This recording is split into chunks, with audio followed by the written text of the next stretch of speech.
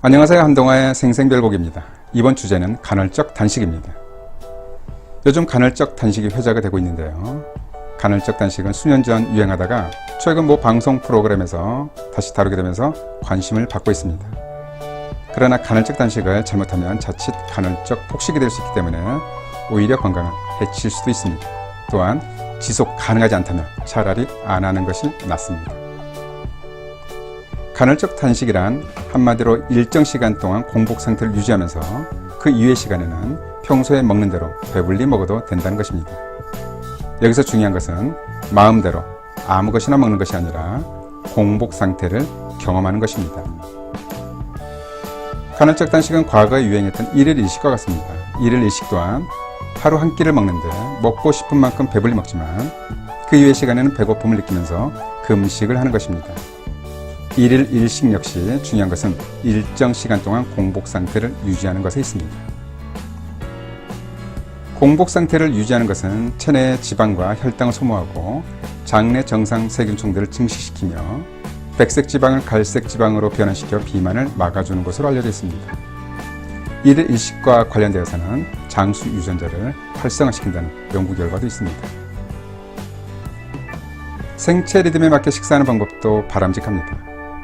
활동을 하는 시간에 맞춰서 먹는 것이고 활동을 멈추는 시간에는 금식을 하는 것입니다. 옛말에 해와 함께 일어나고 달과 함께 잠들어라 라는 말이 있습니다. 조명시설이 없어서도 그랬겠지만 과거 조상들의 경우 어쩔 수 없이 어두워지기 전에 저녁을 먹고 이후에는 금식을 했습니다.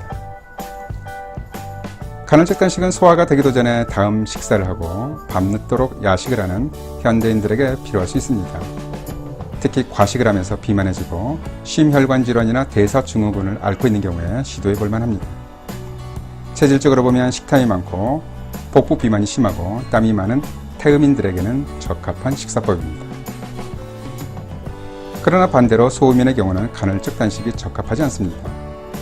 소음인은 평소 식욕부진, 소화불량 등을 호소하는 경우가 많고 소음인의 경우 간헐적 단식이 필요할 정도로 비만해지지도 않지만 그럼에도 불구하고 어쩔 수 없이 간헐적 단식을 시행한다면 오히려 몸은 더욱 냉해지면서 과도한 저체중, 근력 약화, 무기력, 집중력 저하, 예민해짐, 위장장애 등의 부작용이 나타날 수 있습니다. 소음인이 아니더라도 체질과 무관하게 근육량이 적고 빈혈과 저혈압이 심하면서 기초 대사량이 떨어져 있는 여성들의 경우에도 무기력, 어지럼증의 부작용이 나타날 수 있습니다. 또한 과도한 육체적 노동을 하는 경우나 수험생들의 경우에도 시행하지 않는 것이 좋습니다. 그리고 당뇨병을 앓고 있는 경우에도 저혈당이 나타날 수 있고 심각한 경우 저혈당 쇼크도 생길 수 있습니다. 이러한 경우라면 소량의 식사라도 규칙적으로 하는 것이 바람직합니다. 간헐적 단식에 환호하는 사람들 보면 일정 시간에 금식을 하고 나서 식사를 할 때는 먹고 싶은 대로 마음껏 할 수 있다는 데 있습니다. 일정 기간 간헐적 단식을 어렵사리 참아냈다 할지라도 이후 일상적인 식사 방법으로 되돌아왔을 때 만약 공복에 적응이 되어 있지 않다면 결국 마음껏 먹었던 기억에 의한 폭식으로 이어지면서 요요 현상으로 급격하게 살이 찔 것입니다. 간헐적 단식은 지속 가능하지 않다면 차라리 시도하지 않는 것이 낫습니다. 간헐적 단식은 누구나 건강하게 만들어주는 식사법이 아닙니다. 특정 대상에게 효과가 있었다고 해서 모두에게 도움이 되는 것도 아닙니다. 평소 적당한 운동과 함께 자연식 위주로 해서 하루 3끼를 규칙적으로 골고루 소식하는 전통적인 식사법 또한 그 어떤 식사법보다 효과적일 수 있습니다. 먼저 일반적인 식사법이라도 제대로 실행에 옮겨보시기 바랍니다.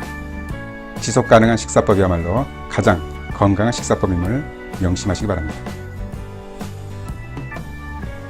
그럼 한동화의 생생별곡 마치도록 하겠습니다. 시청해주신 여러분께 감사드립니다.